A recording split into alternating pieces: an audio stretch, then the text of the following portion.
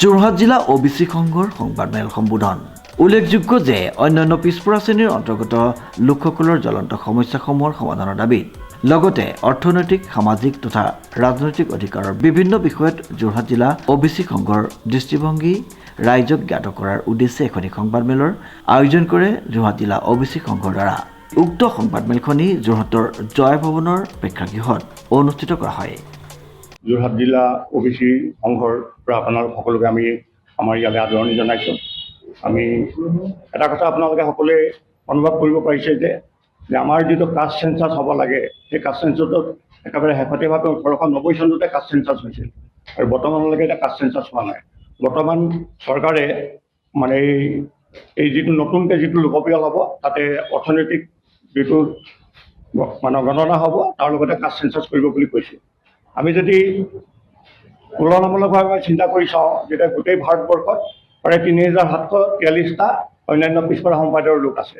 অসমতো আহোম, মটক, চুতীয়াকে আদি কৰি প্ৰায় 40টা অবিচি বা অন্যান্য পিছপৰা সম্প্ৰদায়ৰ লোক আছে।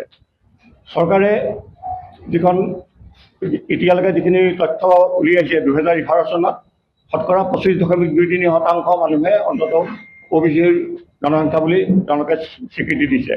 কিন্তু আমি যেতিয়া সমষ্টিবিলাক যেতিয়া আমি চিন্তা কৰোঁ বা আমাৰ অন্যান্য যিখিনি আমাৰ তথ্য আছে সেইখিনি যদি আমি চাওঁ, আমাৰ প্ৰায় 40%তকৈ বেছি অন্যান্য পিছপৰা সম্প্ৰদায়ৰ লোক আছে।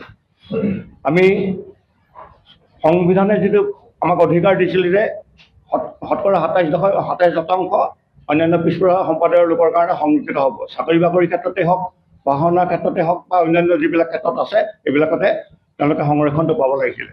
কিন্তু আপোনালোকে সকলোৱে মন কৰিব, আমাৰ যিবিলাক অসম চৰকাৰৰ যিখিনি চাকৰি বাকৰি আছে বা শিক্ষা দীক্ষা আছে, তাত সেইটো শতাংশ হয়তো সুবিধা কিছু সংখ্যকে পাইছে, কিন্তু বহুত এতিয়ালৈকে অন্যান্য পিছপৰা সম্প্ৰদায়ৰ লোকৰ কাৰণে যিবিলাক সংৰক্ষিত হৈ আছিল সেইবিলাকত কোনো প্ৰাৰ্থী নাই দিয়া, নাইবা তেওঁলোকক অন্যান্য সুবিধাখিনি পোৱা নাই। আৰু তাৰ লগে লগে অন্যান্য সম্প্ৰদায়বিলাকক যেনেকৈ ধৰক অনুসূচিত জাতি জনজাতিৰ কাৰণে যিটো আমাৰ অৰ্থনৈতিক যিটো বৈষম্য আছে, সেই বৈষম্যটোৰ কাৰণে যিটো আমাৰ মানে এইটো ক্ৰিমি লেয়াৰ বুলি যিটো কোৱা হয়, এতিয়া ক্ৰিমি লেয়াৰটো এতিয়া 12 লাখ টকালৈকে উন্নীত কৰিছে। সেইটো বহুত দিনৰ পৰা সেইটো আন্দোলন কৰাৰ পিছত 6 লাখৰ পৰা গৈ এতিয়া 12 লাখ হৈছেগৈ।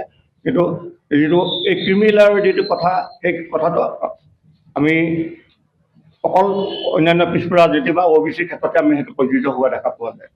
আমি সেইকাৰণে আমি চাইছোঁ যে আমাৰ ভাৰতবৰ্ষৰ যিবিলাক আমাৰ মানে কেন্দ্ৰীয় যিবিলাক মন্ত্ৰালয় আছে, এইবিলাকত যদি আমি অবিচি সংখ্যা যদি আমি চাওঁ বা অন্যান্য যিবিলাক আমাৰ শিক্ষা প্ৰতিষ্ঠান আছে, IIT হওক বা এইমছ হওক, এইবিলাকত অন্যান্য পিছপৰা সম্প্ৰদায়ৰ লোকৰ যিটো সংৰক্ষণ যিটো পাব লাগে 27% পোৱা নাই। আমি গোটেই ভাৰতবৰ্ষত যদি আমি 2011 চনৰ লোকপিয়লটো চাওঁ, প্ৰায় 52.3% লোক অন্যান্য পিছপৰা সম্প্ৰদায়ৰ লোক আছে। তাত যিহেতু 27%হে সংবিধানভাৱে তেওঁলোকে অধিকাৰটো দিছে, গতিকে প্ৰায় 25% মানুহ থাকি যাব লগা হৈছে। আৰু তাৰ লগে লগে যিটো ক্ৰিমি লেয়াৰৰ যিটো ব্যৱস্থা আছে, সেই ব্যৱস্থাৰ ফলস্বৰূপে আমাৰ মানুহখিনি বঞ্চিত হৈ আছে। আমি সেইকাৰণে গোটেই ভাৰতবৰ্ষত এটা চিন্তা চৰ্চা কৰি 2022 চনৰ 12 জুন তাৰিখে অল ইণ্ডিয়া অবিচি ফেডাৰেশ্যন বুলি এটা সংগঠন গঠন হৈছিলে। আৰু ইতিমধ্যে অসমতো আমাৰ অবিচি সংঘৰ তেনেকুৱা আমাৰ ৰাজ্যিক সমিতি আছে আৰু বিভিন্ন জিলাত আমাৰ এই জিলা সমিতিসমূহ আছে। আমি আমাৰ যিবিলাক অন্যান্য পিছপৰা সম্প্ৰদায়ৰ লোকে যিখিনিৰ পৰা বঞ্চিত হৈ আছে, এইবিলাকৰ কাৰণে শিক্ষা দিশতে হওক, চাকৰি বাকৰিতে হওক বা অন্যান্য যিখিনি সুবিধা পাব লাগে, এই প্ৰদত্ত সুবিধাবিলাক নোপোৱাৰ কাৰণে আমি যথেষ্ট চিন্তিত হৈ আছোঁ। বিভিন্ন সময়ত চৰকাৰৰ লগত যোগাযোগ কৰা হৈছে, প্ৰতিবাদো কৰা হৈছে, ধৰ্ণাও দিয়া হৈছে, কিন্তু আমাৰ অন্যান্য পিছপৰা লোকসকলে যিখিনি সুবিধা পাব লাগে এতিয়াও তাৰ পৰা বঞ্চিত হৈ আছে। আৰু আমি এটা কথা ভাল ধৰণে মন কৰিছোঁ বা আপোনালোকে হয়তো অনুভৱ কৰিব পাৰিছে যে ৰাজনৈতিক সুবিধা নোপোৱাৰ ফলস্বৰূপে আমি অন্যান্য পিছপৰা সম্প্ৰদায়ৰ মানুহবিলাক বা অন্যান্য জাতি জনজাতিৰ মানুহবিলাক পিছ পৰি আছে। আমি তুলনামূলকভাৱে যদি আমি ভাৰতবৰ্ষ আমাৰ অসমৰ যদি আমি জনসংখ্যাৰ যিটো মানে যিটো সংখ্যা, সেইটো যদি আমি চাওঁ, অন্যান্য পিছপৰা সম্প্ৰদায়ৰ কাৰণে কোনো এটা সমষ্টি সংৰক্ষিত হৈ থকা নাই। মানে উচ্চ শ্ৰেণীৰ কিছু লোকে এই যিবিলাক অন্যান্য পিছপৰা শ্ৰেণীৰ অধ্যুষিত যিবিলাক এলেকা, এই এলেকাবিলাকত তেওঁলোকৰ নিজৰ নিজৰ প্ৰাৰ্থী থিয় কৰাই তেওঁলোকে ৰাজনৈতিক সুবিধা পায়। আমি বিজেপি হওক বা কংগ্ৰেছ হওক, আমি কোনো ৰাজনৈতিক দলৰ নাম উল্লেখ নকৰাকৈ আমি সকলোকে আমি এটা কথাই দাবী কৰিছোঁ যে আমাৰ অসমত প্ৰায় 80টা এনেকুৱা সমষ্টি আছে যিখিনিত মানে অন্যান্য পিছপৰা সম্প্ৰদায়ৰ লোক মানে বেছি সংখ্যাগত হিচাপে বেছি আছে। কিছুমান এলেকাতো প্ৰায় শতকৰা 55 বা 60% অন্যান্য পিছপৰা সম্প্ৰদায়ৰ লোক আছে। গতিকে আমি অন্যান্য পিছপৰা সংঘই আমি এটা কথা আলোচনা কৰিছোঁ, ৰাজনৈতিক ক্ষমতাৰ কাৰণে অন্যান্য আমাৰ যিবিলাক ৰাজনৈতিক দল আছে তাত অতি কমেও যাতে আমাক 80টাৰ ভিতৰত আমাক অন্ততঃ 40টা সংখ্যা এটা সমষ্টি অন্যান্য পিছপৰা শ্ৰেণী সম্প্ৰদায়ৰ কাৰণে সংৰক্ষিত কৰি ৰাখিব লাগে। আৰু সেইটো আমি ইতিমধ্যেই আমাৰ ৰাজ্যিক পৰ্যায়ত আমি যিবিলাক আমাৰ বৈঠক হৈছে বা যিবিলাক আমাৰ এনেকুৱা সংবাদমেল হৈছে তাত আমি কংগ্ৰেছ হওক, বিজেপি হওক বা অন্যান্য যিবিলাক দল আছে, ৰাজনৈতিক দল আছে, সকলোকে আমাৰ ফালৰ পৰা আমি স্মাৰকপত্ৰ প্ৰদান কৰা হৈছে। গতিকে আমি 40টা সমষ্টি আমি বাছি উলিয়াইছোঁ, যিকেইটাত অন্ততঃ আমাৰ অন্যান্য পিছপৰা সম্প্ৰদায়ৰ লোক যথেষ্ট সংখ্যক বেছি আছে। গতিকে এই 40টা সমষ্টিত তেওঁলোকক মানে এই আগন্তুক বিধানসভা নিৰ্বাচনত অৱতীৰ্ণ হ'বৰ কাৰণে তেওঁলোকে দলীয় হিচাপে টিকেট দিবৰ কাৰণে আমি দাবী জনাইছোঁ। এইখিনি হৈছে আমাৰ মূলতঃ দাবী। আমাক অৰ্থনৈতিক হিচাপে আমাক যিখিনি সুবিধা দিব লাগে সেইখিনি দিব লাগিব। শৈক্ষিক দিশত আমাক যিখিনি সুবিধা দিব লগা আছে, যিখিনি বঞ্চিত হৈ আছে সেইখিনি আমাক দিব লাগিব। আৰু শেহতীয়াভাৱে এইটো আমি দেখিছোঁ যে ৰাজনৈতিক যদি ক্ষমতাত নাথাকে তেতিয়াহ'লে এই শাসনত থকা যিকোনো চৰকাৰে, বিজেপি হওক, কংগ্ৰেছে হওক, আমাক এই অন্যান্য পিছপৰা সম্প্ৰদায়ক আগবাঢ়ি যাবলৈ নিদিয়ে। গতিকে আমি এইখিনি আমাৰ ফালৰ পৰা আমি দাবী উত্থাপন কৰিছোঁ।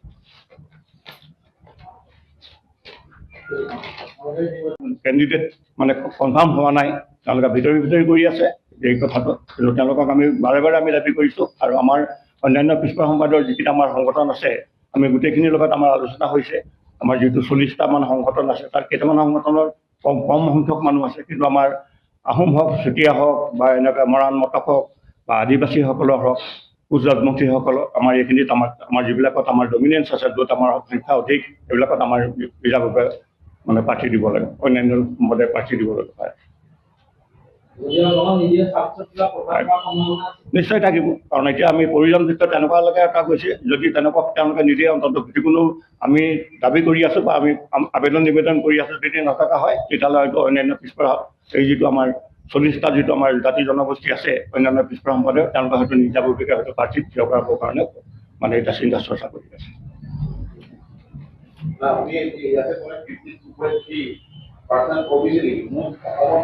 মানে এইটো গোটেই ভাৰতবৰ্ষৰ 52.3% ভাৰতবৰ্ষত OBC, কাৰণ আমাৰ কিছুমান আছে চাউথৰ কিছুমান ষ্টেটত ধৰক তেলেংগানা হওক বা আমাৰ তামিলনাডু হওক, এইবিলাকত সংখ্যাটো যথেষ্ট বেছি। আৰু আমাৰ ইয়াতো বহুত বেছি, কিন্তু মানে আমাৰ ইয়াত যিটো আমাৰ এই পক্ষতো আমাৰ কোনো তেনেকুৱা লোকপ্ৰিয় নহ'ল। 2011তে যি হৈছিলে তাত কিন্তু মানে এইটো জনগোষ্ঠী অনুসৰি মানে জাতি হিচাপে কোনো এতিয়ালৈকে হয় 1890 চনতে শেষ হৈছিল। আৰু 2011 চনত এটা হৈছিল লোকপিয়ল হৈছিল যদিও তাত যিখিনি অৰ্থনৈতিক লোকপিয়ল বুলি কৈছিল, যিটো কাৰণে আমাৰ এই ঘৰ দিবৰ কাৰণে বা অন্যান্য আঁচনি দিবৰ কাৰণে যিটো তেওঁলোকক এটা মানে এটা নম্বৰ এটা দিয়া হৈছিলে, ID নম্বৰ এটা, যিটো কাৰণে PMA ঘৰ দিছিলে বা অন্যান্য অৰ্থনৈতিক সুবিধা দি আছিলে, তাত জাতিগত হিচাপে তেওঁলোকে কৰিছিল যদিও সেই তথ্যটো তেওঁলোকে লুকুৱাই ৰাখে। আমি বিচাৰিছোঁ মানে এইটো আমাৰ কথা হৈছে কি, পিছপৰা সম্প্ৰদায়ৰ মানুহবিলাক এনেই পিছপৰা। আমি দেখিছোঁ যে আমাৰ অন্যতো ক'বই নালাগে। আপোনাৰ চাওক, আপোনাৰ এতিয়া আজিৰ তাৰিখত যদি আমি চাওঁ, মানে আমাৰ যিমানবিলাক আয়ুক্ত আছে বা সময়ায়ুক্ত আছে, এইবিলাকতো যদি চাওঁ আমাৰ অন্ততঃ আমি জনসংখ্যা অনুপাতে যিবিলাক পাব লাগিছিল সেইবিলাক পোৱা নাই। আনকি ভাৰতবৰ্ষৰ যিবিলাক মানে একেবাৰে উচ্চ শিক্ষাৰ যিবিলাক অনুষ্ঠান, IIT হওক, IIM হওক, AIMS হওক, এইবিলাকত OBC সংখ্যাত একেবাৰে নগণ্য। কেন্দ্ৰীয় মন্ত্ৰালয় যিবিলাক আছে, ধৰক গৃহ মন্ত্ৰালয় হওক বা বাণিজ্য মন্ত্ৰালয় হওক বা মানে যিকোনো এটা মন্ত্ৰালয়ত যদি চাই OBC সংখ্যাটো যথেষ্ট কম। আৰু সদায় উচ্চ সম্প্ৰদায়ৰ মানুহবিলাকে এইখিনি প্ৰয়োগ কৰি আছে। আৰু আমাৰ যিবিলাক ইয়াত খালী হয় এইবিলাকত OBC সেই পদটো পূৰণ নকৰি সেইটো খালী কৰি ভিতৰুৱাকৈ তেওঁলোকে উচ্চ বৰ্ণৰ মানুহক তেওঁলোকে দি আছে। আমি যোৰহাট জিলা OBC সংঘ বাকী সকলো তেনেকৈ দি আছে। তেওঁলোকে মৰিগাঁৱত হৈ গৈছে, আমাৰ গুৱাহাটীত হৈ গৈছে, লখিমপুৰত হৈ গৈছে, তেওঁলোকে সংবাদমেল পাতি এনেকৈ প্ৰতিখন স্মাৰকপত্ৰ দিয়া হৈছে। আমাৰ এনেও কেন্দ্ৰীয় বিভাগত আমি তেনেকৈ দিছোঁ, কিন্তু আমাৰ ইয়াত যিহেতু আপোনালোকক বা আমাৰ সাধাৰণ ৰাইজক আমি যদি আমাৰ যিটো সমস্যা হৈ আছে বা তেওঁলোকৰ যিটো ব্যক্তিগত বা আমাৰ যিটো জাতিগত হিচাপে যিটো সমস্যা আছে, এইখিনি যাতে সকলোৱে যাতে দৃষ্টিগোচৰ কৰক, সেইকাৰণে আমি এইটো কৰিছোঁ। কাৰণ আমাৰ এনেই চাব আপোনালোকে, আমাৰ OBC মানুহ প্ৰায় পিছপৰা মানুহ, খেতি বাতি কৰি থাকে বা পঢ়া শুনাত অজ্ঞ কাৰণে তেওঁলোকে গম নাপায়।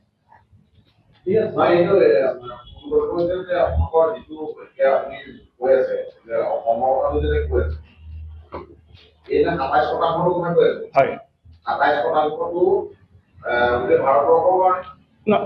গোটেই ভাৰতবৰ্ষৰ কাৰণে অসমত যিটো 27% চলিছে ইয়াত এই চেন্সাছটো কেতিয়া নাই এইটোতো মানে এইটো চেঞ্চাছ এতিয়া হোৱাই নাই এইটো যেটা এই নাই নাই নাই এই যিটো এই 27 অংকটো এইটো সেইটো হেৰিয়ে কৰিছে 2011 মণ্ডল আয়োগে এই বস্তুটো ঠিক কৰিছিলে মণ্ডল আয়োগ এইটো মানে এইটো